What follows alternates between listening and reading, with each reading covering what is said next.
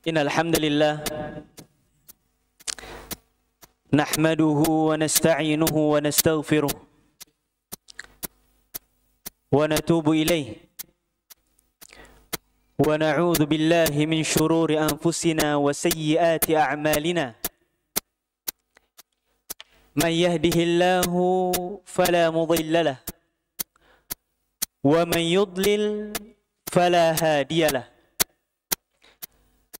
Ashhadu an la ilaha illallah wahdahu la syarika lah wa ashhadu anna Muhammadan abduhu wa rasuluhu la nabiyya wa la rasula ba'dah. Qala Allah ta'ala fi kitabihil karim, ya ayyuhalladzina amanu ittaqullaha haqqa tuqatih wa la tamutunna illa wa antum muslimun. Ya ayuhan nas ittaqu rabbakumul ladzi khalaqakum min nafsin wahidah wa khalaqa minha zawjaha wa batha minhuma rijalan katsiran wa nisaa'a wattaqullaha alladzi tasaaluna bihi wal arham innallaha kana 'alaykum raqiba. Ya ayyuhalladzina amanu ittaqullaha wa qulu qawlan sadida yuslih lakum a'malakum wa yaghfir lakum dhunubakum wa man yuti'illaha wa rasulahu faqad faza fawzan 'azima. Amma ba'd, fa inna asdaqal hadithi kalamullah wa khairal hadi hadi nabiyyina Muhammadin sallallahu alaihi wasallam wa syarral umuri muhdatsatuha fa inna kulla muhdatsatin bid'ah wa kulla bid'atin dhalalah wa fi riwayatin wa kulla dhalalatin fin nari aw kama qala an-nabiy sallallahu alaihi wasallam.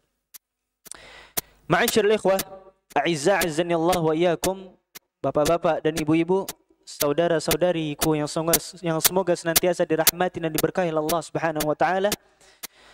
Kembali kita memuja dan memuji Allah atas segala limpahan nikmat dan karunia yang Allah berikan. Hari ini, hari Ahad, kebanyakan dari kita dalam kondisi libur, ya, libur kerja. Namun ketahuilah bahwa nikmat yang Allah berikan kepada kita tidak pernah libur. Allah Subhanahu wa taala senantiasa meliputi kita, mengaruniai kita dengan kenikmatan-kenikmatan yang terus tidak akan terputus. Sampai nanti akan tiba waktunya, Allah akan cabut ruh kita dari jasad kita. Maka disitulah telah sempurna nikmat yang telah Allah berikan kepada kita. Selesai sudah kontrak kita di dunia ini. Kita sebagai seorang hamba hendaknya mencoba untuk merenungi apa yang telah Allah sampaikan, apa yang telah Allah firmankan di dalam Al-Quran. Kita hidup di dunia ini sebagai seorang hamba, seorang manusia yang sejatinya sebagaimana yang Allah firmankan di dalam surat yang terakhir di dalam mushaf kita. Allah Subhanahu wa taala berfirman di dalam surat An-Nas di ayat yang pertama. Qul a'udzu birabbin nas. Allah memulai firman-Nya dengan fi'il amr. Dengan fi'lul amr, kata perintah. Qul, katakanlah. Dalam perintah ini pada asalnya al-amru lil wujub, al-aslu fil amri lil wujub. Pada asalnya yang namanya perintah itu memiliki efek kewajiban. Dan di dalam perintah ini Allah meminta kita untuk memperhatikan apa yang ada dalam kelanjutan fi'il amr tadi.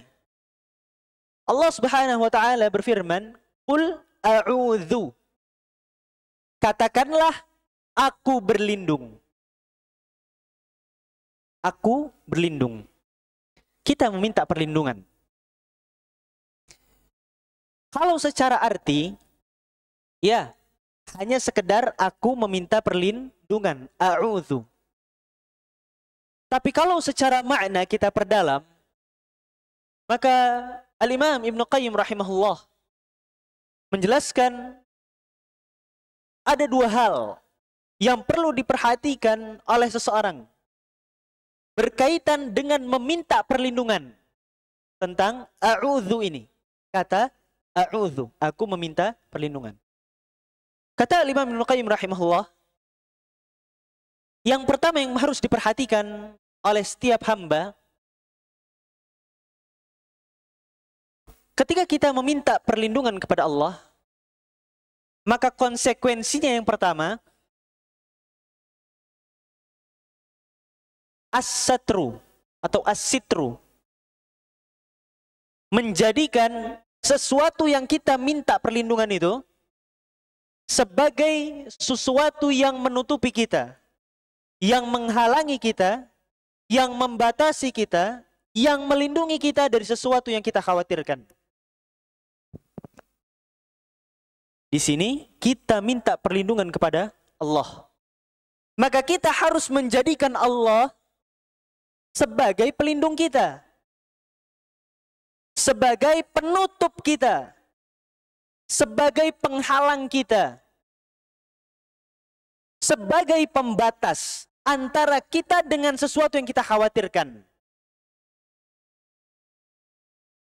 Kalau kita analogikan, bagaimana ketika seorang anak kecil yang dia ketakutan dan meminta perlindungan kepada orang tuanya. Misal dia takut sama kucing, gitu ya. Atau takut sama macan. Kalau sama macan orang tuanya juga takut gitu ya, nggak bisa lindungi. Anggaplah takut sama seorang dokter. Biasanya anak kecil itu takut disuntik sama dokter. Ketika seorang anak kecil yang dia khawatir, dia takut dengan seorang dokter, maka dia akan berusaha berlindung kepada kedua orang tuanya, mencari posisi yang aman, agar terjadi yang namanya penghalang antara dia dengan sesuatu yang dia khawatirkan.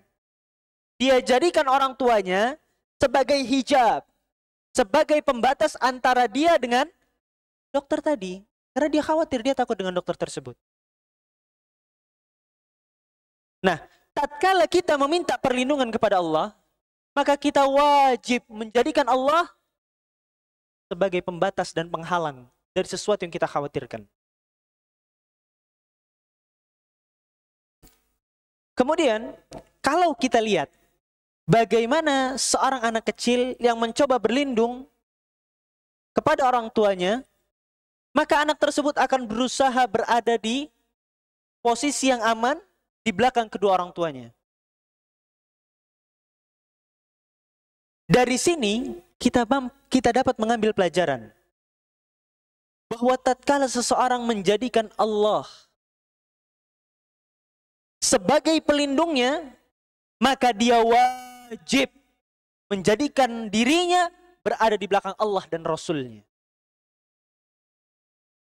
Tatkala seseorang meminta perlindungan kepada Allah, menjadikan Allah sebagai pelindung bagi dirinya, maka dia harus berada di barisan Allah dan Rasul-Nya. Harus berada dalam zona yang telah Allah dan Rasul-Nya tetapkan sebagai zona aman. Tidak boleh melewatinya, tidak boleh melampauinya, tidak boleh menyelisihinya. Kita harus ngikut apa yang Allah firmankan dan Rasul sabdakan. Kita wajib berada di posisi sebagai seseorang yang memang mau diselamatkan, yang mau dilindungi, maka kita harus nurut kepada pelindung kita.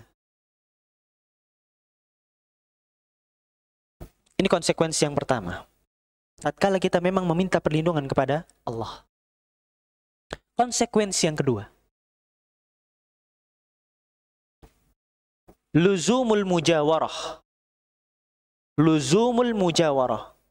Maksudnya adalah bagaimana kita berusaha semaksimal mungkin untuk senantiasa berada dekat dengan Allah. Tatkala seorang hamba menginginkan perlindungan dari Allah, maka dia harus berusaha semaksimal mungkin berada dekat dengan Allah. Antum mau dilindungi dengan Allah, maka harus dekat kepada Allah. Kalaupun kita futur, kalaupun kita lalai, kalaupun kita seandainya tiba-tiba ngejauh dari Allah, maka kita akan berusaha kembali kepada Allah. Akan berusaha kembali mendekat kepada Allah. Itulah yang disebut sebagai luzumul mujawarah. Senantiasa berada dekat dengan Allah Subhanahu wa taala. Dan bukan maksudnya di sini adalah kita menyatu dengan Allah, bukan. Ini pemikiran aneh lagi. Tatkala menjadikan dirinya menyatu dengan Allah, sehingga akhirnya tatkala dia beranggapan bahwa dirinya telah menyatu dengan Allah, tidak lagi wajib syariat bagi dirinya. Na'udzubillah, bukan yang seperti ini. Akan tapi kita berusaha dekat kepada Allah, mendekatkan diri kepada Allah dengan ibadah kita, dengan amalan kita, dengan keimanan kita, dengan ketakwaan kita. Kita mendekatkan diri kita kepada Allah. Sejauh apapun kita melenceng, sejauh apapun kita pergi, sejauh apapun kita berpaling, tatkala kita sadar kita berusaha kembali kepada, maka inilah konsekuensi tatkala kita mengatakan bahwa kita meminta perlindungan pada Allah Subhanahu wa taala. Kemudian pada lanjutan ayatnya Allah Subhanahu wa taala berfirman, bi rabbin nas. Qul a'udzu bi rabbin nas, ya Allah, katakanlah aku meminta perlindungan kepada Rabb-nya manusia. Kepada Rabb-nya manusia. Apa itu Rabb? Kita sering mendengar kata Rabb. Rabb ini banyak ulama yang memberikan definisi. Di antara definisi yang begitu indah yang disampaikan oleh Syekh Muhammad ibn Salih al-Utsaimin di dalam kitab tafsir beliau mengatakan Rabb itu memiliki 3 sifat. Rabb itu memiliki 3 sifat. Yang pertama, al-khalqu, yakni yang menciptakan. Wal mulku, dan yang memiliki. Wat tadbiru, dan yang mengatur. Al-khalqu, yang menciptakan. Al-mulku, yang memiliki. At-tadbiru, yang mengatur. Berarti kalau Rabbun Nas berarti yang menciptakan manusia, yang memiliki manusia, dan yang mengatur manusia. Ingatlah ya ahibba, kita ini manusia semua. Ya, yang hadir di sini manusia semua. Yang tidak terlihat jangan dihitung. Ya. Ada malaikat, ada jin. Cuman yang hadir di sini sekarang ini manusia semua. Kita sebagai hamba-hamba Allah. Dengan ayat ini harusnya kita berpikir, kalau kita ini ada yang menciptakan, ada yang memiliki, dan ada yang mengatur. Perhatikan, ada yang menciptakan, ada yang memiliki, dan ada yang mengatur. Dan ini harus dicamkan dalam hati kita. Bagaimana seorang hamba itu wajib mengikuti aturan yang telah ditetapkan oleh Allah dan Rasul-Nya. Mengapa demikian? Karena kehidupannya itu milik Allah dan kehidupannya itu ciptaan Allah. Sehingga kalau antum dinasihati sama orang, kemudian antum membantahnya. Mas, Mbak, tolong lisannya dijaga. Tidak baik seperti itu. Mbak, maaf, rambutnya ditutup pakai kerudung. Karena Allah wajibkan wanita menutup auratnya. Dan rambut termasuk dari aurat. Kemudian dengan mudahnya kita jawab, loh, mulut-mulut saya, kenapa kamu ngurusin saya? Loh, rambut-rambut saya, kenapa kamu ngurusin saya? Loh, hidup-hidup saya, diri-diri saya, kenapa kamu sibuk ngurusin saya? Urusin aja diri kamu sendiri. Takutlah kepada Allah. Lisan itu yang ada pada diri antum, rambut itu yang ada pada diri antum, mata itu, telinga itu, jiwa itu, raga itu punya Allah. Anda hanya dipinjamkan. Itu semua Allah yang ciptakan. Allah yang memiliki dan Allah yang punya aturan. Sehingga seorang hamba harusnya sadar bahwa lisan ini bukan punya dia. Mata ini bukan punya dia. Telinga ini bukan punya dia. Sehingga dia tidak berhak untuk merusaknya. Tidak berhak menggunakan nikmat yang Allah berikan ini untuk bermaksiat kepada Allah. Dan ingat, hidup ini punya aturan. Allah telah mengatur segalanya. Allah telah atur setiap episodenya. Kita sebagai seorang hamba sudah diatur oleh Allah baik dari sisi syariat maupun dari sisi takdir. Allah mengatur hamba-hambanya dari sisi syariat, dari sisi agama, dan dari sisi takdir. Yang bisa kita lakukan adalah planning, merencanakan, dan mengusahakan. Adapun ketetapannya adalah milik Allah. Oleh karenanya, ya hibba, tatkala kita sadar bahwa kita adalah manusia, kita butuh perlindungan kepada Allah. Kita butuh Allah. Kita senantiasa berharap kebaikan dari Allah. Semua yang ada pada kita ini bukan punya kita, hanya titipan dari Allah, dan Allah berhak mengambilnya kembali dan akan diambil oleh Allah nantinya. Dari situ kita harus mulai memperbaiki diri. Dari situ kita harus mulai sadar bahwa kita adalah hamba yang lemah yang senantiasa butuh sama Allah. Tidak bisa tidak. Barang sedetik pun kita tidak bisa lepas dari nikmat yang telah Allah berikan kepada kita. Oleh karenanya wajib bagi kita mensyukuri nikmat Allah. Wajib kita minta tolong terus sama Allah, minta perlindungan sama Allah. Kita hadiri majelis ilmu. Yang mau kita ambil ini adalah ilmunya Allah. Bukan ilmu yang nulis kitab. Bukan ilmu ana. Bukan ilmu guru ana. Bukan ilmu manusia, bukan. Ilmu yang adalah ilmu Allah. Yang punya Allah. Oleh karena kita minta sama Allah.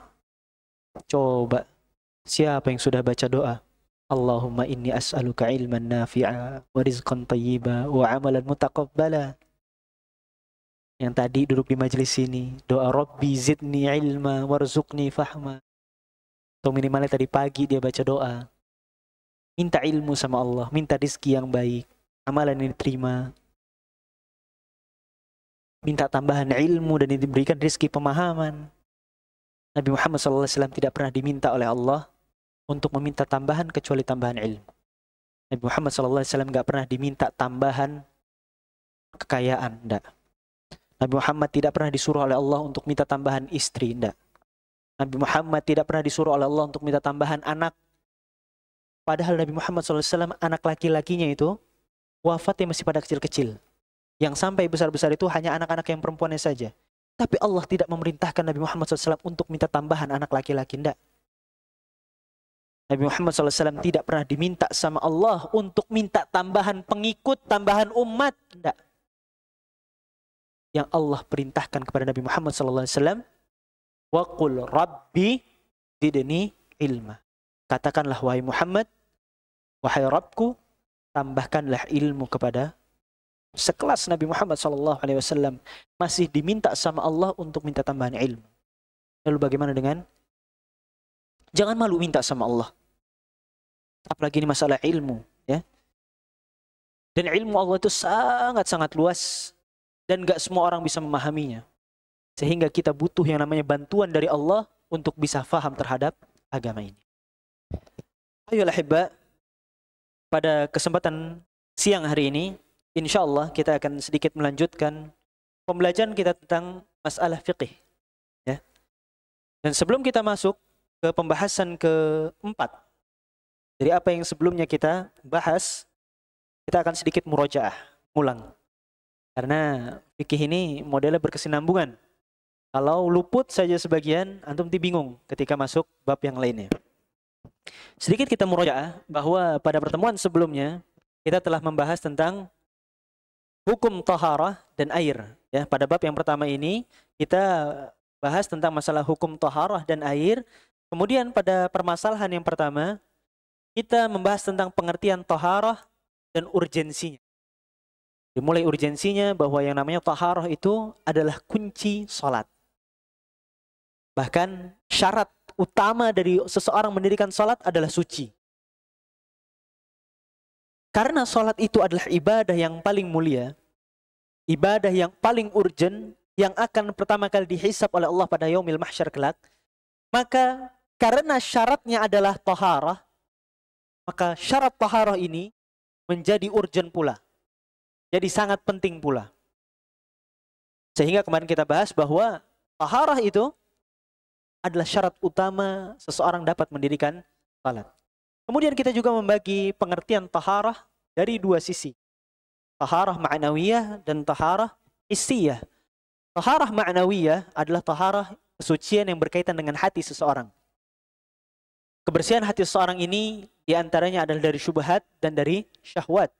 Dari syubhat adalah dari mulai kekufuran, kesyirikan, pemahaman-pemahaman sesat, dan dari syahwat, dari maksiat, dari pola pikir yang buruk, yang jelek. Ini adalah kenajisan-kenajisan hati yang perlu dibersihkan. Dan ini lebih utama untuk kita perhatikan sebelum taharah hissiyah atau taharah badaniyah. Dan kesucian masalah ma'nawiyah, kesucian hati ini akan lebih banyak dibahas dalam masalah tauhid. Kemudian kita juga bahas tentang masalah taharah hissiyah, dan inilah yang akan kita perinci dalam masalah fikih, yakni kesucian tentang badan, kesucian tentang yang nampak bagi hidup kita, yang bisa dicapai oleh panca indera. Taharah hissiyah kemarin kita sebutkan bahwa secara bahasa adalah kebersihan an-nadhafah. Secara istilah adalah raf'ul hadas wa zawalul khabath. Apa itu raf'ul hadas? Mengangkat hadas dan menghilangkan khabath.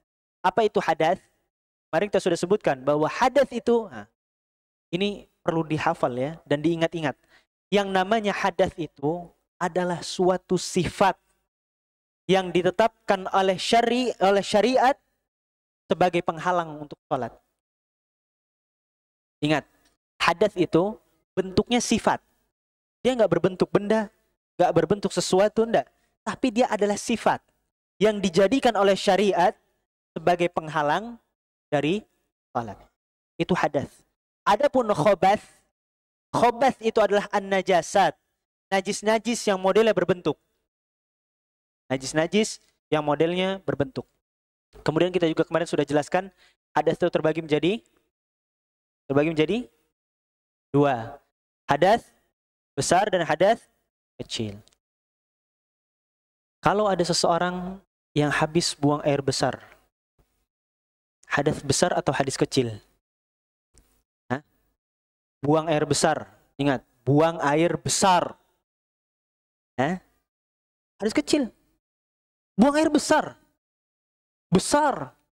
Ya. Ya. Hadas kecil. Hadas kecil. Kita sudah sebutkan bahwa hadas besar itu dapat disucikan dengan mandi. Sedangkan hadas kecil cukup dengan berwudu. Di antara hadas besar adalah junub, baik karena mimpi atau bergaul dengan hubungan suami istri. Kemudian ada juga hail, ada juga nifas. Kemudian di antara hadas besar tadi, buang angin, buang air kecil, buang air besar, dan di antaranya juga tidur lelap sampai terbaring sehingga dia tidak tahu lagi apakah dia berhadas atau tidak, maka itu wudu, ya, wajib berwudu. Itu untuk hadas besar dan hadas kecil. Kemudian kemarin kita juga telah bahas masalah air yang bisa digunakan adalah air yang paten sesuai dengan ala asli khilqatih, sesuai dengan asal penciptaan air tersebut. Tidak berubah warnanya, rasanya, dan baunya. Kemarin juga kita sudah bahas tentang masalah air yang tercampur dengan najis. Air yang tercampur dengan najis disebutkan dalam kitab ini kalau sampai berubah, kalau dia sampai berubah, gimana? Kalau air ini tercampur dengan najis dan berubah salah satu sifatnya, maka sudah, kata para ulama, jadi najis. Air yang tercampur dengan najis-najis, kalau sampai berubah salah satu sifatnya, entah warnanya, aromanya, ataupun rasanya, air tersebut najis, nggak bisa dipakai bersuci. Kalau air tersebut tercampur dengan najis, namun tidak berubah, maka di dalam kitab ini dibagi menjadi dua. Kalau airnya banyak, maka tidak najis. Tapi kalau airnya sedikit, maka najis. Apa takaran air yang banyak itu? Takaran air yang banyak itu adalah 2 kullah.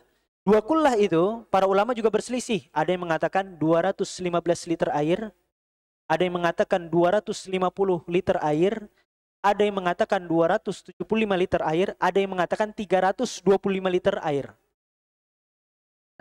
Kalau airnya lebih dari 2 kullah, maka kalau dia kecampur dengan najis dan tidak berubah salah satu sifatnya, maka tidak najis. Adapun kalau kurang dari itu, maka najis. Ini pendapat yang diambil oleh penulis-penulis kitab ini. Namun insya Allah yang lebih rajih, yang lebih kuat, pendapatnya adalah tidak najis meskipun airnya sedikit, selama sifat-sifatnya tidak berubah. Baik, itu yang kita ambil pada pertemuan sebelumnya. Kita akan masuk dalam pembahasan yang keempat atau al-mas'alah ar-rabi'ah. Pembahasan yang keempat. Al-ma'u idza khalatahu tahir. Air apabila tercampur dengan benda suci. Air apabila tercampur dengan benda suci. Al-ma'u idza khalatathu madatun tahiratun. Air apabila tercampur dengan sesuatu zat yang memang suci, ka'aurakil ashjar, seperti dedaunan pohon, awis sabun, ataupun dengan sabun, awil ushnan, ataupun dengan ushnan. Ushnan ini, dia ini sejenis tumbuhan belukar yang digunakan oleh orang-orang terdahulu sebagai pengganti sabun. Biasa buat digunakan buat cuci tangan atau cuci baju. Kemudian ada juga yang menerjemahkan ushnan ini sebagai kalsium karbonat, K2CO3. Ini rumus kimianya. Dia seperti garam putih yang memang sama gunanya juga untuk mencuci tangan. Sehingga ushnan ini adalah pengganti dari sabun. Awis sidr ataupun daun bidara, au ghairu dzalika minal mawad at-tahirah, ataupun zat-zat lain yang memang zat tersebut asalnya adalah suci. Contoh lainnya adalah lumpur. Contoh lainnya adalah lumut, ya, yang biasa tercampur dengan air. Walam yaghlib dzalikal mukhalid alaih. Perhatikan, ini syaratnya. Selama yang mencampurnya tersebut tidak mendominasi. Ini perlu diperhatikan. Selama yang mencampurinya tidak mendominasi. Zat yang dia suci tercampur dengan air selama tidak mendominasi, fas-sahih, maka yang benar adalah annahu tahurun yajuzu at-tatahhur bihi minal hadathi wan najasah. Maka yang benar insyaallah adalah dia tetap suci dan dapat digunakan untuk bersuci dari hadas maupun. Kata fas-sahih ini sebenarnya indikasi bahwa sebenarnya ada khilaf, ada perselisihan para ulama. Ada yang mengatakan tidak bisa. Kalau sudah tercampur meskipun tidak mendominasi, nggak bisa karena dia sudah berubah. Sudah bukan air murni lagi. Namun yang sahih menurut para penulis kitab ini, mereka mengambil pendapat bahwa yang sahih tetap suci dan mensucikan. Air yang tercampur dengan benda suci selama tidak didominasi. Contoh, tatkala antum punya air 1 gayung. Kemudian dicampur sabun 1 sachet. Maka sabun ini tidak mendominasi air tersebut. Sabun ini tidak mendominasi air tersebut. Karena air tersebut masih berbentuk air. Beda halnya ketika antum punya sabun 1 gayung, kemudian antum kasih air Antum kasih air 1 sachet. Maka yang ada adalah sabun encer, bukan air sabun lagi. Ya. Paham di sini? Ketika air itu tidak didominasi oleh sabun, maka air tersebut masih berbentuk air. Masih berupa air, meskipun sudah tercampur dengan sabun. Meskipun sudah berubah warnanya, berubah rasanya, dan berubah aromanya. Tapi yang mencampurinya, yang merubah sifat-sifat tersebut adalah sesuatu yang suci dan tidak mendominasi. Maka dari sini, yang sahih, ini ada perbedaan pendapat ya. Yang sahih yang diambil dari buku ini adalah hal tersebut masih suci dan mensucikan. Contoh lagi, antum sekarang ke sungai, ngelihat air yang warnanya coklat, tercampur dengan lumpur. Airnya masih mendominasi lumpurnya. Karena antum melihat itu masih ngalir. Masih lebih banyak airnya daripada lumpurnya. Meskipun air tersebut berubah warnanya menjadi coklat. Meskipun air tersebut berubah aromanya menjadi aroma lumpur. Meskipun rasanya berubah. Tapi air tersebut masih disebut sebagai, ini bagi orang-orang yang mengambil timbangan dominasi itu adalah zatnya, volume zatnya. Karena kata dominasi ini, itu ada 2 pendapat. Kata mendominasi ini punya 2 pendapat. Ukuran yang pertama adalah volume, tadi yang kita sudah sebutkan. Tatkala air tidak didominasi dengan zat yang mencampurinya, maka masih disebut sebagai air. Kalau tadi misalnya seandainya dibalik, lumpurnya ternyata 1 ember, airnya 1 gayung. Yang jadi adalah lumpur kental. Ya, tanahnya 1 ember, airnya 1 gayung. Yang terjadi adalah lumpur, bukan air lagi. Sehingga tidak bisa disebut sebagai air. Tapi kalau airnya lebih banyak daripada lumpurnya, meskipun berubah warna, rasa, dan bau, maka tetap disebut sebagai.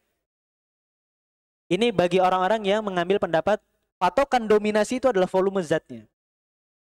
Namun, ada juga pendapat, diantaranya pendapat Syekhul Islam, Syekh Muhammad ibn Shalih Al-Utsaimin. Beliau mengambil pendapat bahwa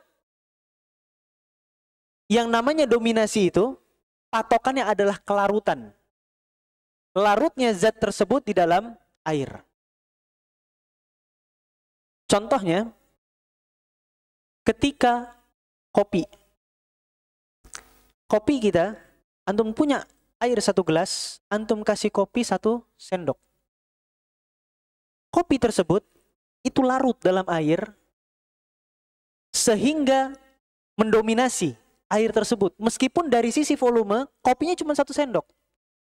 Tapi kopi tersebut larut dalam air sehingga air tersebut tidak lagi disebut sebagai air. Disebut sebagai kopi. Meskipun ada orang bilang juga air kopi. Tapi lebih dominannya disebut kopi. Antum minum apa? Minum kopi, anak. Bisa dilihat banner-banner di jalan itu yang kafe-kafe itu jualnya kopi, bukan jual air kopi. Sudah berubah jadi kopi. Meskipun volumenya lebih sedikit, namun dia terlarut dalam air tersebut, maka ini disebut sebagai sudah berubah zatnya. Maka orang-orang yang menjadikan zat larutnya zat kepada air sebagai patokan dominasi, maka selama air tersebut masih disebut air, maka dia masih masuk dalam kategori air. Kalau sudah nggak bisa disebut sebagai air, kayak tadi contohnya kopi, atau air yang antum campur dengan buah-buahan kemudian di blender jadi jus. Emang ada orang yang nyebut sebagai air jus? Ada. Tapi orang lebih dominan nyebutnya sebagai jus. maka ini tidak bisa lagi dipakai untuk bersuci. Bersuci, ya. Ini patokan dominasi tadi. Yang pertama volume, yang kedua sebagai kelarutan dia dalam air. Namun di sini juga ada masalah. Lalu bagaimana dengan air sungai yang misalnya terkena dedaunan tadi? Tadi katanya suci. Padahal kalau sudah kena dedaunan, kena dedaunan, itu akan menjadi kuning. Air-air sungai, air-air danau gitu ya. Itu akan menguning dan larut berarti di situ. Maka sebagian para ulama mengatakan ini ada pengecualian untuk hal-hal yang memang sulit untuk dihindari. Contohnya tadi air yang ketutup daun, air yang kena lumut gitu, terkena alga sehingga menjadi hijau. Nah, ini adalah sesuatu yang sulit untuk dihindari. Maka tetap suci. Allah Ta'ala alam. Di antaranya juga adalah masalah air yang tercampur dengan garam. Garam itu kalau sudah dalam air larut dia. Tapi tetap suci kata para ulama. Karena berdasarkan dalil air laut.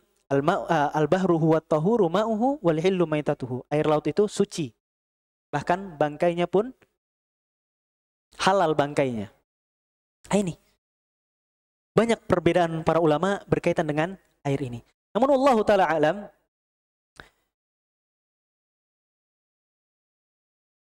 Al-Imam Syafi'i rahimahullah berpendapat bahwa air yang sudah berubah, maka ini tidak bisa lagi dipakai untuk bersuci. Sehingga sempat viral di negeri kita ini, ketika nyuci baju itu, diusahakan di mesin cuci ya, diusahakan jangan kasih sabun dulu katanya. Jangan dikasih sabun dulu, biarkan air mengocor dulu, sampai dia bersih kena air dulu semuanya, baru dikasih sabun. Nah ini pendapat, nanti bisa lihat lagi ya di YouTube-nya, kemarin ada, kita sudah bahas. Bagaimana menghilangkan najis, bukan mengangkat hadas ya. Beda antara mengangkat hadas dan menghilangkan najis. Namun orang-orang yang mengatakan bahwa tetap tidak bisa, di antaranya adalah Imam Syafi'i rahimahullah, beliau mengatakan bahwa ini tidak bisa mengangkat najis.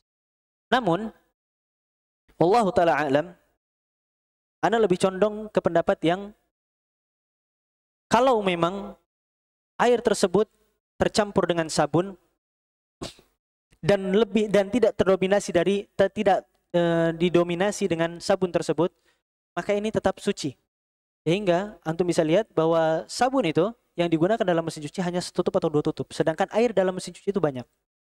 Ini dari sisi tercampurnya air dengan zat yang antara mendominasi atau tidak. Namun dari sisi lain, kita akan sedikit mengulang pembahasan sebelumnya. Sebenarnya yang perlu kita perhatikan di sini adalah penggunaan air tercampur dengan benda suci untuk mengangkat hadas. Sedangkan untuk menghilangkan najis, kemarin kita sudah sampaikan bahwa insya Allah yang lebih rajih adalah bahkan tidak menggunakan air pun masih bisa. Karena para ulama semuanya sepakat untuk mengangkat hadas itu wajib air murni.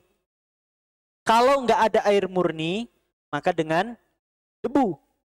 Ya, kemarin kita sudah sepakat nih, kita ulang lagi. Bahwa yang namanya ngangkat hadas, ingat tadi hadas itu adalah sifat, bukan berbentuk.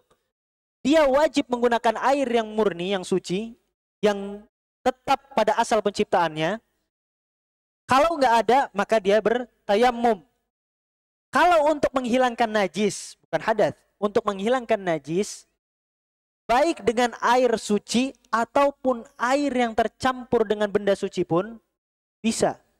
Karena dengan sesuatu yang bukan cairan saja itu bisa. Kemarin kita sudah sebutkan contohnya, kita cuci baju kita dengan alkohol. Kita cuci baju kita dengan sabun. Atau mungkin kita cuci baju kita dengan air kelapa, misalnya di tengah hutan. Ya, ini boleh dan hilang. Selama najis tersebut hilang, maka hilang pula hukum kenajisannya. Dalilnya apa? Dalilnya adalah adanya istijmar. Bercebok dengan menggunakan batu. Dari situlah akhirnya ada kias bersuci dengan tisu, dengan kertas, dan dengan hal-hal yang lain, dengan kayu, dan hal-hal yang memang bisa hilang najis tersebut, maka hilang. Contoh lagi adalah bagaimana ketika ada yang ngompol di kasur. Apakah kasurnya dicuci? Oh, enggak kan? Cuma dijemur saja. Dengan dijemur itu, najisnya, air seninya itu terangkat oleh matahari, nguap. Di situ sudah menjadi suci. Nah, dari sini berarti kita nggak perlu meributkan air yang tercampur dengan benda suci untuk menghilangkan najis. Mau dia tercampur sabun, mau dia tercampur lumpur. Kalau cuman sekedar ngilangin najis, selama najisnya hilang maka yang jadi perselisihan adalah untuk yang kita permasalahkan di sini adalah bukan perselisihan. Yang jadi permasalahan di sini adalah untuk mengangkat hadas. Untuk mengangkat hadas. Maka akhirnya di sini para ulama ada yang mengatakan bisa dipakai karena masih tetap suci. Ada juga yang mengatakan tidak bisa dipakai karena sudah tercampur. Ini intinya. Dalilnya adalah firman Allah Subhanahu wa taala dalam surat An-Nisa ayat 43. Yang bawa Al-Qur'an atau di HP punya aplikasi Quran, buka An-Nisa ayat 43. Ini dalil, kalau antum cuma baca sepintas, antum gak akan temukan tujuan atau sisi pendalilannya. Coba, surat An-Nisa ayat 43. Ana bacakan. Mau pinjam Quran? Boleh? Surat An-Nisa ayat 43. Allah Subhanahu wa taala berfirman, "Wa in kuntum mardha aw ala safarin aw jaa ahadum minkum minal ghaid aw lamastumun nisa falam tajidu ma'an fatayammamu sa'idan tayyiban famsahu biwujuhikum wa aydikum." Allah Subhanahu wa taala berfirman, apabila salah seorang di antara kalian dalam kondisi sakit tidak bisa menggunakan air, atau dalam kondisi safar yang tidak mendapati air, kemudian ya ahadum minkum minal ghaid, kemudian dia ini baru selesai dari buang air, atau habis menggauli istrinya, habis berhubungan suami istri, kemudian tidak menemukan air sama sekali untuk bersuci, maka hendaknya dia bertayammum dengan debu yang baik, yang dengannya dia usap wajahnya dan tangannya. Silakan dibaca artinya. Dari ayat ini kita gunakan buat dalil apa sih? Yang kita bahas tentang apa? Tentang air yang tercampur. Dari mana kita mengambil dalil? Sedangkan ini isinya bahwa kalau nggak nemu air, tayamum. Kalau sepintas kita lihat saja, bingung kita. Nggak ada tuh yang menjelaskan ini air tercampur. Dalam ayat ini nggak ada yang menjelaskan itu bolehnya menggunakan air yang tercampur. Nggak ada di sini bunyinya campuran air, itu nggak ada. Lihatlah bagaimana para ulama telitinya dan hikmahnya dalam mengambil dalil, menarik suatu hukum dari sebuah dalil. Perhatikan di sini kata falam tajidu ma'an, tidak ditemukannya air. Ma'an di sini bentuknya nakirah fi siyaqin nafi. Bentuknya adalah nakirah tanpa alif lam. Bisa dicek. Huruf kata ma'an enggak pakai alif lam sebelumnya. Falam tajidu ma'an, bukan falam tajidu al-ma'a. Dalam siaknya, dalam konteks penafian. Dalam kaidah usul fikih, tatkala bentuk katanya adalah nakiroh, konteksnya penafian, maka ini menunjukkan kata umum. Air apa saja. Sehingga kata para ulama, faya'ummu kullu ma'in, maka umum semua air. Yang dimaksud di sini adalah semua air. Dia nggak menemukan air yang murni ataupun air yang tercampur, maka silahkan tayamum. Kalau tidak menemukan air, baik yang murni maupun yang tercampur, karena di sini lafaznya tidak dikatakan alma. Kalau alma, maka ini khusus air yang murni. Sedangkan di sini nakirah ala siyaqin nafyi, sehingga umum. Boleh menggunakan air yang bercampur atau air yang murni tidak tercampur. Dari sini kata para ulama, la farqa bainal ma'il khalis wal makhlut. Dari sini kita bisa mengambil pelajaran tidak dibedakan antara air yang murni dan air yang tercampur. Oh. Sampai sedetail itu para ulama mengambil sisi pendalilan. Baik, Ustaz, kurang cukup rasanya. Kayaknya gimana ya? Masih ada keraguan. Karena tidak ada yang berkaitan dengan tercampurnya air. Masih umum lafaznya. Baik, kita bawakan dalil dari Nabi Muhammad SAW. Nabi Muhammad SAW, wa liqaulihi sallallahu alaihi wasallam liniswati allati qumna bitajhiz ibnatihi. Perkataan Nabi SAW kepada para wanita yang mereka sedang mempersiapkan jenazah putrinya. Tatkala itu putri Nabi Muhammad SAW, Zainab radhiyallahu anha, wafat. Dan yang mengurusi jenazahnya adalah para wanita. Nabi Muhammad SAW mengatakan kepada para wanita tersebut, "Ighsilnaha thalathan aw khamsan." Mandikan dia sebanyak 3 kali atau 5 kali. Aw akthar min dzalik in ra'aitunna. Atau lebih banyak dari itu kalau memang kalian menganggap hal tersebut perlu. Bima'in wasidrin. Dengan air yang dicampur dengan daun. Jelas di sini bahwa air yang digunakan untuk memandikan putrinya Nabi Muhammad SAW adalah air yang dicampur dengan daun bidara. Air yang tercampur dengan zat suci, maka dia berarti tetap suci dan mensucikan. Waj'alna fil akhirah kafuran aw syai'an min kafur. Dan jadikan basuhan yang terakhir dengan air yang dicampur dengan kapur. Atau sedikit dari kapur. Lihat, air yang dicampur dengan kafur. Hal ini menunjukkan bahwa air yang tercampur dengan zat suci, tapsu. Nah, ini dalil yang lebih jelasnya. Kalau tadi dengan ayat mungkin antum masih ramang-remang, masih bingung, gak nangkep, masih belum nangkep. Ini, pakai dalil ini jelas. Bahwa Nabi Muhammad SAW memerintahkan para wanita untuk memandikan putrinya dengan air yang tercampur dengan daun bidara dan kafur. Ya, di sini jelas sudah bahwa air yang tercampur boleh digunakan untuk mensucikan dan bersuci airnya. Ayolah hibba, dari sini juga ada sedikit faedah yang bisa kita ambil dari hadis ini, bahwa ini banyak kesalahan yang terjadi di tengah masyarakat kita. Seorang ayah itu tidak boleh memandikan putrinya yang wafat, meskipun mahram. Seorang ayah tidak boleh memandikan putrinya yang wafat, meskipun mahram.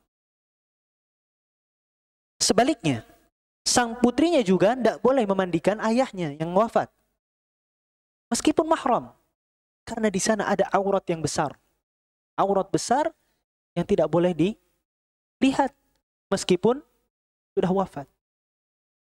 Begitu pula seorang putra tidak boleh memandikan ibunya yang telah wafat. Begitu pula ibunya sebaliknya tidak boleh memandikan putranya yang telah wafat. Dalilnya adalah hadis ini. Bagaimana Nabi Muhammad SAW tidak memandikan putrinya.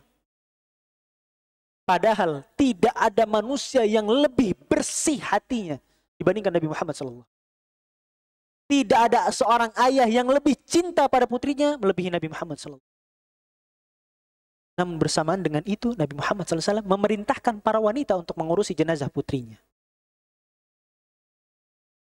Karena yang boleh memandikan dengan lawan jenis, beda gender, itu hanya seorang suami dengan istri. Karena seorang suami dengan istri tidak ada batasan aurat. Seorang suami dengan istri tidak ada batasan aurat, bahkan sampai mereka berdua wafat pun tidak ada batasan aurat.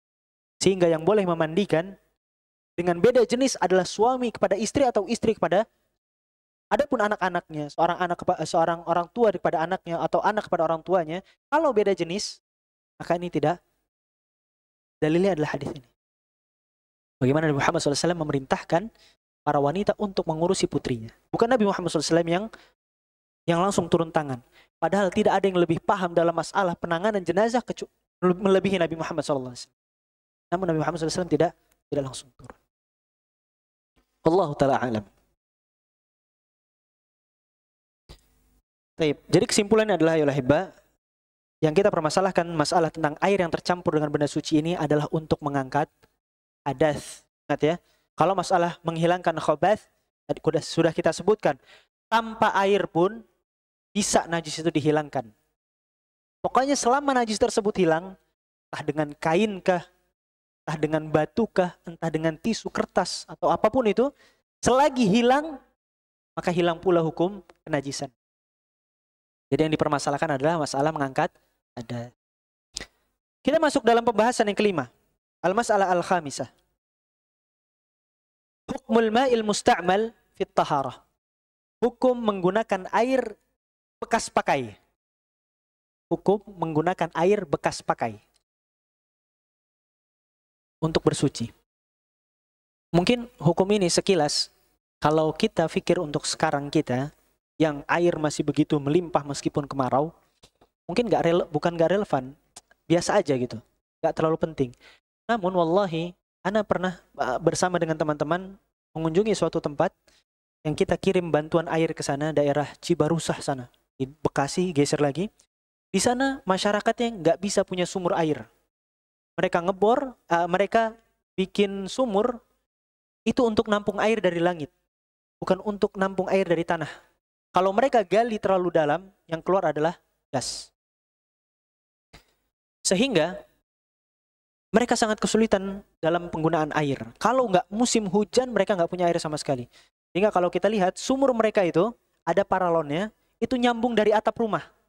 Jadi atap rumah itu dibikin talang airnya itu masuk ke dalam paralon, keluarnya di sumur. Jadi sumurnya sumur tadah. Allah, mereka kesulitan masalah air, sehingga kita kirimkan bantuan air saat itu. Mereka mengatakan bahwa mereka itu menggunakan air sangat efisien. Air yang mereka gunakan untuk mandi, mereka tampung, mereka tadahi. Mereka gunakan untuk hal-hal lainnya. Untuk nyuci piring, untuk ngepel rumah, untuk nyiram tanaman, untuk nyuci baju. Sehingga air itu bisa digunakan berkali-kali oleh mereka. Nah, di sini ada hukumnya. Bagaimana air yang digunakan itu, yang sudah digunakan, apakah bisa digunakan lagi? Maka di sini dikatakan al-ma'ul musta'mal fit taharah. Air yang digunakan untuk bersuci itu, maksudnya air musta'mal itu, pengertian dari air musta'mal itu adalah kal-ma'il munfasil an a'dha'il mutawaddi awil mughtasil. Air yang turun atau yang lepas dari orang yang berwudu atau mandi. Orang yang berwudu ditadahi airnya. Kemudian orang yang mandi juga ditadahi airnya. Apakah air ini bisa digunakan? Maka di sini dikatakan tahirun mutahhirun li ghairihi 'ala sahih. Dia suci dan mensucikan. Ini adalah pendapat yang sahih. Lagi-lagi menunjukkan bahwa di sini ada perselisihan. Al-Imam Syafi'i rahimahullah lagi-lagi berpendapat tidak bisa digunakan. Air yang sudah digunakan tidak bisa lagi digunakan untuk bersuci. Airnya tetap suci namun tidak bisa mensucikan. Ini pendapat Al-Imam Syafi'i rahimahullah. Adapun pendapat para ulama yang lain mengatakan tetap suci. Yarfa'ul hadas wa yuzilun najas. Dia mampu mengangkat hadas dan bisa menghilangkan najis. Madama annahu lam yataghayyaru minhu ahadul awsaf ats-tsalatsa. Selama sifatnya yang tiga itu tidak berubah dari hal-hal yang najis. Kondisi badan antum bersih kok. Ya. Tidak misalnya terkena air seni atau terkena feses gitu ya. Kalau memang sudah terkena yang najis, maka tetap najis, tidak bisa. Tapi kalau misalnya tubuh antum bersih, baik itu setelah wudu atau setelah mandi, maka air tersebut masih tetap suci. Dalilnya adalah ada Nabi sallallahu alaihi wasallam kana idza tawadda kadu yaktatiluna ala wudu. Nabi Muhammad sallallahu alaihi wasallam kalau sudah berwudu, para sahabat itu berebut air bekas wudu Nabi Muhammad SAW. Bahkan mereka itu hampir-hampir berkelahi. Lihat bagaimana para sahabat hampir berkelahi untuk mendapatkan air bekas wudu Nabi Muhammad SAW. Memang betul hadis ini kaitannya lebih kuat masalah mereka ingin mendapatkan berkah dari wudu Nabi, bekas air wudu Nabi Muhammad. Dan ini hanya berlaku kepada Nabi Muhammad SAW. Tidak berlaku kepada orang-orang saleh, tidak berlaku pada kiai, tidak berlaku pada syekh, ya. Sehingga orang-orang yang gulu, yang berlebihan dalam beragama, mereka terkadang melakukan yang seperti ini. Syekhnya meludah, diambil ludahnya. Katanya ngalap, mereka tidak bisa. Tidak bisa. Yang seperti ini hanya Nabi Muhammad SAW. Lihatlah bagaimana sepeninggal Nabi Muhammad SAW, para sahabat tidak ada yang minta air wudhu bekasnya Abu Bakar. Padahal orang yang paling saleh setelah Nabi Muhammad SAW adalah Abu Bakar radhiyallahu. Gak ada yang minta bekas air wudhunya Abu Bakar. Sehingga kekhususan ini adalah kekhususan Nabi Muhammad SAW. Akan tapi kita ambil pendalilannya, kalaulah seandainya air wudhu, air bekas dipakai tersebut tidak suci dan mensucikan, maka para sahabat nggak mungkin mengambilnya. Nabi Muhammad SAW akan melarangnya. Kalau air tersebut berubah menjadi najis disebabkan setelah digunakan. Dalil yang kedua adalah wali annahu sallallahu alaihi wasallam sabba ala Jabirin min wudhu'ihi idza kana maridan. Nabi Muhammad sallallahu alaihi wasallam menyiramkan kepada Jabir air bekas wudu beliau tatkala Jabir dalam kondisi sakit. Kalau air bekas wudu itu najis, maka sudah tentu Nabi Muhammad SAW nggak mungkin menyiramkan air tersebut kepada Jabir. Ya. Kemudian walau kana najasan lam yajuz fi'la dzalik. Kalau seandainya memang najis, maka Nabi Muhammad SAW nggak mungkin melakukan itu. Wali anna Nabi sallallahu alaihi wasallam wa ashabihi wa nisa'ih kanu yatawadda'una fil aqdahi wal atwar.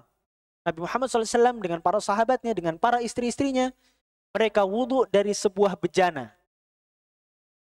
Wa yaqtasiluna fil jifan, dan mandi dari sebuah bak atau baskom. Wa mithalu hadza la yaslam min rasyashin yaqa'u fil ma'i minal musta'mal. Yang dengan hal ini, dengan contoh-contoh tadi, Nabi, para sahabat, istri-istri Nabi, kalau wudu itu dari wadah, enggak pakai pancuran. Nah, mandi juga seperti itu, dari bak, dari ember, yang enggak pakai pancuran. Yang hal-hal yang seperti ini itu nggak akan selamat dari percikan air yang kita gunakan. Ketika kita guyur, ketika kita membasuh, itu pasti air itu memercik. Kalau dia najis maka akan tercampur dengan air yang murni tadi, sehingga menjadi najis pula. Namun hal tersebut menunjukkan bahwa Nabi Muhammad SAW tidak menganggap air tersebut, air yang telah digunakan itu sebagai air yang dan hal ini juga berkaitan dengan sabda Nabi Muhammad SAW kepada Abu Hurairah. Saat itu Abu Hurairah dalam kondisi junub. Maka Nabi Muhammad SAW mengatakan, innal mu'min la yanjus. Seorang mukmin itu tidak najis. Sehingga air yang digunakan tidak menyebabkan dia najis. Ya. Sehingga air yang sudah digunakan masih bisa digunakan kembali.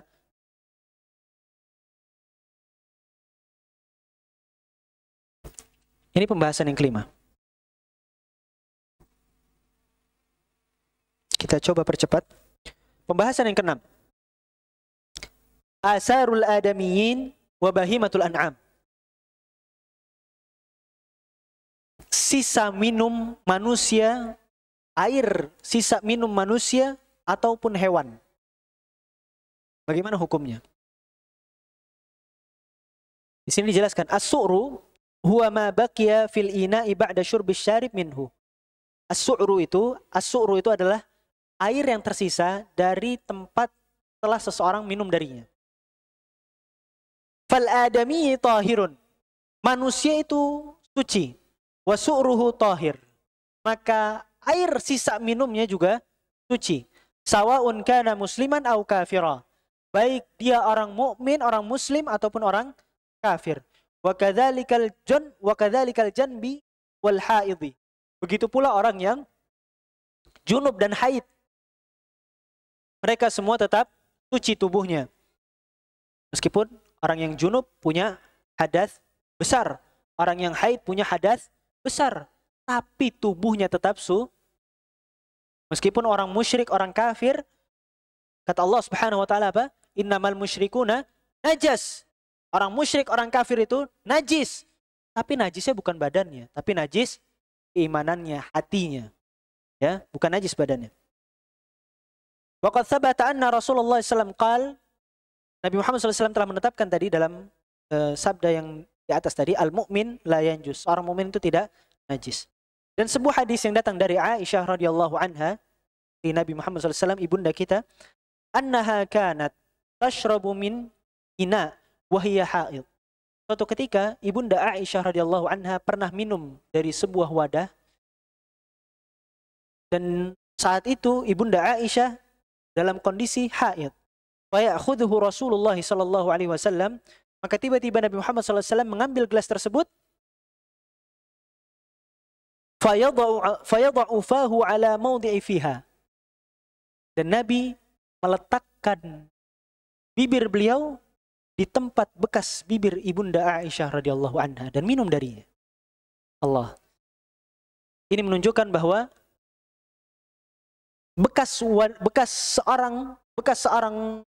seorang manusia, air minumnya itu tetap suci. Bahkan di sini ibunda Aisyah dalam kondisi haid. Namun Nabi Muhammad SAW bahkan bukan hanya sekedar minum dari sisa minum ibunda Aisyah, namun meletakkan bibirnya di bekas bibir ibunda Aisyah radhiyallahu anha. Ya, cukup sampai sini ya syarah hadisnya ya. Jangan dilanjutin ya. Karena masih banyak yang jomblo sepertinya ya. Yang di depan nggak tahu diri gitu ya. Baik. Dalil ini menjelaskan bahwa air bekas minum manusia itu tetap suci. Waqad ajma'al ulama ala taharati su'ru ma yu'kal lahmuhu min bahimatil an'ami wa ghairiha. Dan para ulama juga telah sepakat untuk hewan-hewan yang dimakan dagingnya, yang halal untuk dimakan, maka air sisa minumnya itu suci. Contohnya air bekas minum ayam, air bekas minum sapi, air bekas minum unta atau kambing, maka ini tetap suci. Meskipun bekas hewan. Jadi kalau misalnya antum kehausan, nggak ada air lagi selain air yang ada di bak minum kambing antum, nggak apa-apa. Buat diminum lagi boleh. Nggak masalah, suci airnya. Adapun hewan-hewan yang tidak bisa dimakan, yang haram untuk dimakan, kasiba seperti hewan buas, wal humur ataupun himar, wa ghairiha ataupun yang lainnya, maka ini fas-sahih. Lagi-lagi ada perselisihan. Ada yang mengatakan tidak boleh, haram, najis, ya, bahkan sampai air liurnya tidak boleh. Akan tapi yang sahih adalah tu'ruha tahir. Meskipun bekas hewan buas, tetap hewan-hewan yang tidak bisa dimakan tetap. Di antaranya adalah dalil yang menjelaskan Nabi Muhammad SAW sabda tentang kucing. Innaha laysat binajasin. Sesungguhnya kucing itu tidak najis. Bekas minumnya ya, bekas liurnya.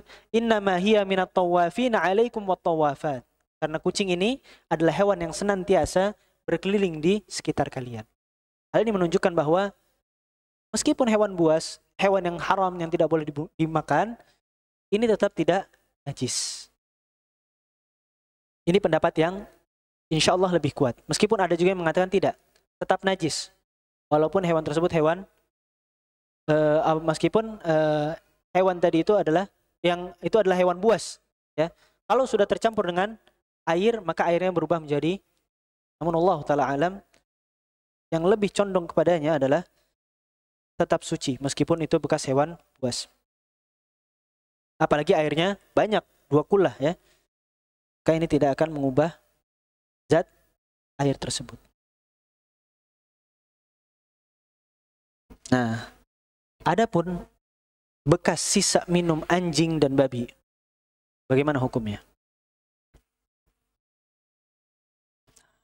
Adapun amma su'rul kalbi fa innahu najas. Adapun sisa minum dari anjing, maka ini najis. Nah, di dalam kitab ini disebutkan juga wa kadzalikal khinzir. Begitu pula dengan babi. Sisa minum anjing dan babi dalam kitab ini dibilang najis. Para ulama berselisih tentang kenajisan anjing. apakah anjing ini najis seluruhnya ataukah tidak?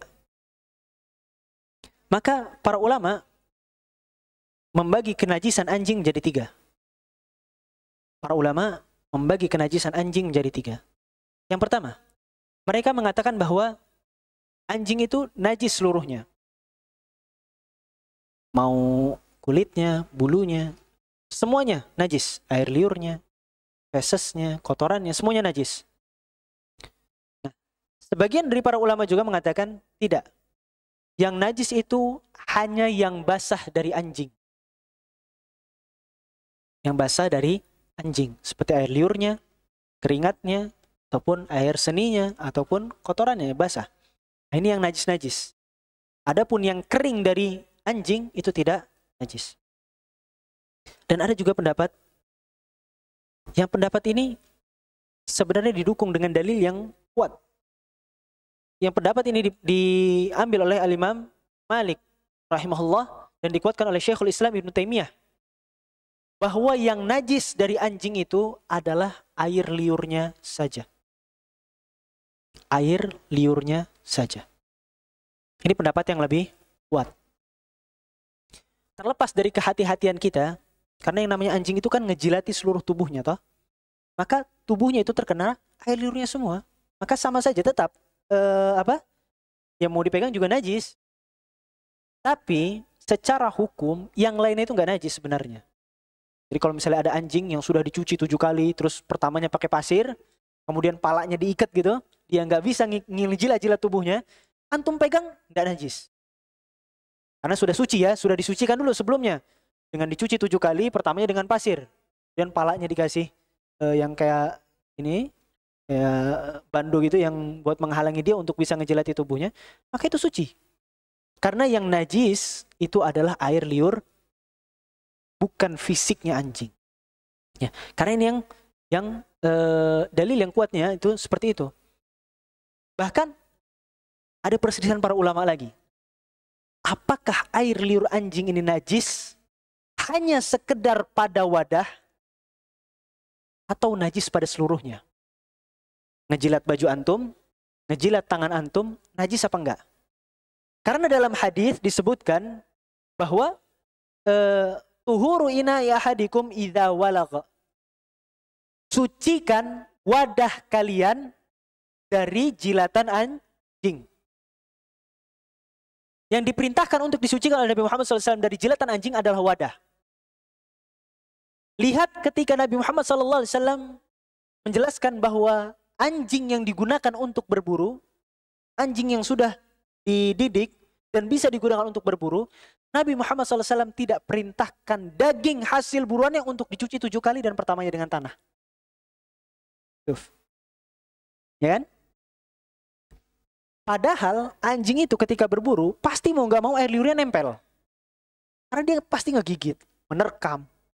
Dan ngebawanya itu pasti digigit. Pasti kena air liurnya. Tapi kenapa nggak diperintahkan oleh Nabi Muhammad SAW untuk dicuci 7 kali dan pertamanya dengan tanah? Oh, di sini terjadi perbedaan pendapat para ulama. Ada yang mengatakan, oh itu pengkhususan untuk ketika berburu. Pengkhususan karena itu untuk berburu. Adapun di luar berburu, mau dia jilat tembok, dia jilat karpet, dia jilat baju, maka tetap najis dan wajib dicuci sebanyak 7 kali dan pertamanya dengan. Namun ada juga yang berpendapat tadi bahwa najisnya itu hanya ketika menjilat wadah. Sedangkan untuk menjilat tembok, menjilat karpet, menjilat baju, maka itu tidak. Wallahu ta'ala alam. Namun yang lebih berhati-hati adalah bahwa air liur anjing itu najis. Lalu bagaimana dengan buruan tadi? Dengan buruan tadi itu pengecualian. Pengecualian. Karena tadi sama, anjing itu secara mutlak tidak boleh dipelihara. Namun, boleh ketika itu digunakan untuk berburu ataupun untuk menjaga suatu aset. Meskipun tetap pahalanya dikurangi setiap harinya 2. Ini bahaya. Namun ketika anjing tersebut memang sudah dididik, maka hasil buruannya halal. Memang Allah angkat derajatnya ketika anjing itu memiliki ilmu. Anjing saja kalau punya ilmu diangkat derajatnya sama Allah. Anjing yang lain haram hasil buruannya dia makan sama kita. Tapi kalau anjing yang sudah dilatih untuk berburu, maka halal dagingnya. Anjing saja Allah angkat derajatnya ketika dia berilmu. Bagaimana dengan kita, Masya Allah. Ya. Dari sini terjadilah perbedaan para ulama terkait dengan najisnya anjing. Namun yang lebih kuat adalah liurnya. Masalah dia nanti jilat-jilat seluruh tubuhnya jadi najis. Najisnya karena liurnya, bukan karena asal tubuh. Nah, adapun babi. Babi ini para ulama lumayan ketat. Perbedaan pendapat tentang najisnya babi. Di dalam kitab ini disebutkan babi itu sama najisnya dengan anjing. Sama najisnya dengan anjing. Dalilnya adalah kias. Bahwa babi itu lebih buruk daripada anjing hewannya. Maka dia sudah tentu lebih najis daripada anjing. Kemudian juga dalil dari firman Allah Subhanahu wa taala, fa innahu rijsun dalam surat Al-An'am ayat 145. Surat Al-An'am ayat 145. Namun kata rijsun di sini itu tidak semena-mena dikatakan bahwa itu najis. Karena Allah katakan juga innamal khamru wal maisir wal ansab wal azlam rijsun. Bahwa yang namanya khamr, judi, kemudian juga sesembelihan untuk selain Allah, kemudian juga mengundi nasib, ya, itu rijis, kotor, tapi bukan berarti najis. Apakah sesembelihan buat berhala itu najis? Apakah kita pakai anak panah ngundi itu, mengundi nasib dengan anak panahnya jadi najis? Apakah khamr itu najis? Yang haram belum tentu najis. Ini kaidah. Yang haram belum tentu najis, tapi yang najis sudah pasti haram. Ini kaidah. Nah, dari sini para ulama berselisih pendapat dan berbeda pendapat. Wallahu ta'ala alam. Kalau pendapat yang lebih kuat insya Allah adalah babi tidak najis sebagaimana anjing. Haram, iya haram. Buruk, iya bahkan lebih buruk daripada anjing. Namun dia tidak najis. Karena tidak ada satu dalil pun yang menjelaskan secara sharih, secara jelas bahwa babi itu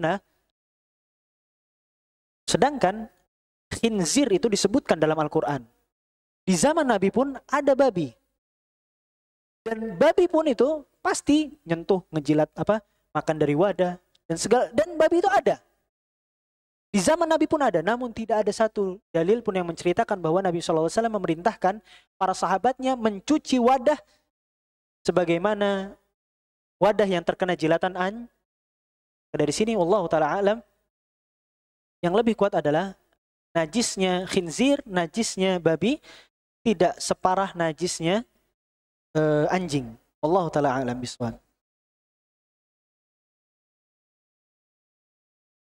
Sehingga dari sini bisa kita simpulkan bahwa air minum bekas hewan itu tetap suci selagi tidak berubah dari sesuatu yang najis. Intinya air itu tetap suci kalau tidak berubah dengan sesuatu yang najis. Kalau berubah dengan sesuatu yang suci maka dia tetap suci selama tidak mendomi. Baik. Ini adalah pembahasan terakhir sebenarnya dari bab ini. Bab yang dari bab pertama ini masalah yang keenam ini adalah masalah terakhir dalam kitab ini. Namun Anda tambahkan masalah yang ketujuh, pembahasan yang ketujuh, sedikit saja kita tambahkan. Bagaimana hukum air yang dihangatkan atau air yang dipanaskan. Karena dibahas di kitab-kitab para ulama juga. Al-ma' al-musakhkhan. Air yang dipanaskan atau yang dihangatkan. Para ulama membaginya menjadi 3. Yang pertama, al-ma'u al-musyammas. Al-ma' musyammas, air yang panasnya atau hangatnya karena kena matahari. Ada beda pendapat di sini. Para ulama membagi menjadi 2. Yang pertama adalah di antaranya Al-Imam Syafi'i mengatakan bahwa hukumnya makruh. Menggunakan air yang terkena panas hukumnya makruh. Kenapa makruh? Al-Imam Syafi'i berdalil dengan sebuah hadis bahwa Nabi Muhammad SAW melarang Aisyah, ibunda kita, untuk menggunakan air yang panas dengan matahari karena mewarisi li'annahu yurithul baras, katanya. Karena air yang terkena sinar matahari itu bisa menyebabkan penyakit kusta. Menyebabkan penyakit kusta. Sehingga kata Imam Syafi'i rahimahullah, tidaklah aku memakruhkannya kecuali sebabnya adalah karena ada bahaya. Dasar beliau memakruhkan hukum menggunakan air yang kena matahari panas itu karena ada hal yang berkaitan dengan kesehatan. Karena dalam hadis tersebut disebutkan bahwa air yang terkena matahari itu, yang panas kena matahari, itu bisa menyebabkan penyakit kusta. Dan setelah kita lihat, ternyata hadis ini derajatnya antara dhaifun jiddan, lemah sekali, atau maudhu, atau palsu. Ya, atau palsu. Sehingga hukum makruh ini bisa dikesampingkan. Hukum makruh ini bisa kita kesampingkan. Karena memang belum ada juga bukti jurnal yang kuat yang menyampaikan bahwa air yang terkena matahari sampai panas itu bisa menyebabkan, kalaulah seandainya memang disebabkannya adalah karena berbahayanya itu, maka seharusnya menjadi haram malah. Tatkala air itu panas kena matahari kemudian sampai mendidih, antum pakai wudu gitu ya, sampai wajah antum melepuh, ini haram, bukan sekedar makruh lagi. Karena dalilnya la dororo wala dirar, dilarang untuk kita memudoroti diri kita atau memudoroti orang. Kalaupun memang membawa penyakit, maka hukumnya bukan sekedar makruh lagi, bisa menjadi sampai haram karena berbahaya. Namun yang jadi masalah adalah belum ada sampai saat ini yang menyatakan bahwa air yang terkena matahari sampai panas itu membahayakan. Kemudian yang kedua adalah al-ma'ul musakhan bit-tahir. Air yang dihangatkan dan dipanaskan dengan menggunakan sesuatu yang suci. Dengan gas bumi, dengan kayu bakar, atau dengan yang lainnya, dengan api, yang memang api tersebut itu dari sesuatu yang memang suci. Maka para ulama mengatakan, ini ijma, para ulama mengatakan tetap suci dan mensucikan. Antum kedinginan, butuh air hangat, panaskan dengan kompor gitu ya. Pakai gas LPG tapi ya, pakai gas dari hasil gas bumi. Nah, kondisi yang ketiga adalah al-ma' al-musakhan bin najas.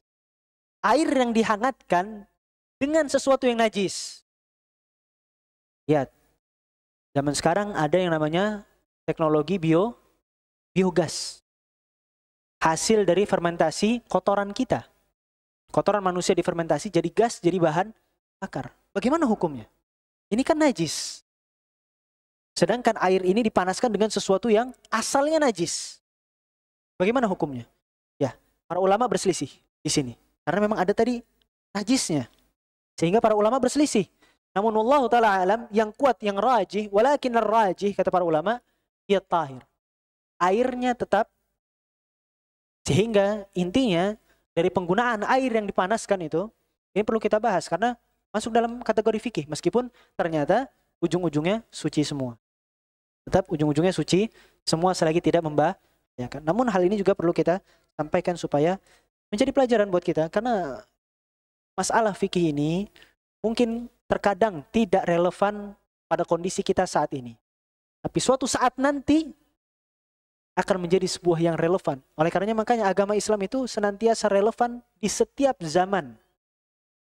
Kalaupun dilihat secara mata, kok kayaknya nggak pas kalau syariat ini diterapkan di zaman ini.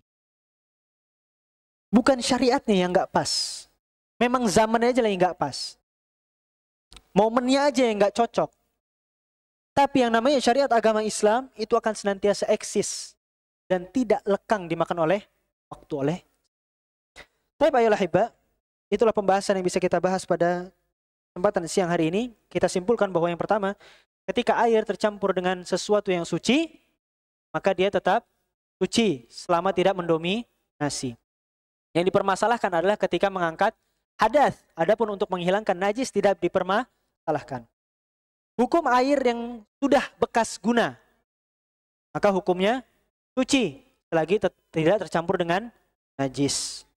Kemudian air bekas minum manusia ataupun hewan ternak ataupun hewan, baik hewan ternak ataupun hewan buas, tetap meskipun semuanya ada perbedaan pendapat para ulama. Namun dalam yang kita sampaikan pada kesempatan hari ini adalah yang kuat-kuatnya ya. Dan yang terakhir adalah tentang masalah air yang dihangatkan atau dipanaskan. Wallahu ta'ala alam bisawab. Ini yang bisa Anda sampaikan, semoga yang sedikit yang dapat bermanfaat. Kita telah selesai dari bab pertama tentang pengertian atau hukum taharah dan air. Insya Allah pada pertemuan berikutnya kita akan bahas masalah wadah, fil aniyah. Dalam masalah wadah, gelaskah itu, baskomkah itu, bak mandikah itu, dan ini akan kita bahas pada pertemuan berikutnya insyaallah ta'ala. Allah ta'ala bisawab. Ini yang bisa Anda sampaikan. Yang benar maka seluruhnya itu datang dari Allah Subhanahu wa taala.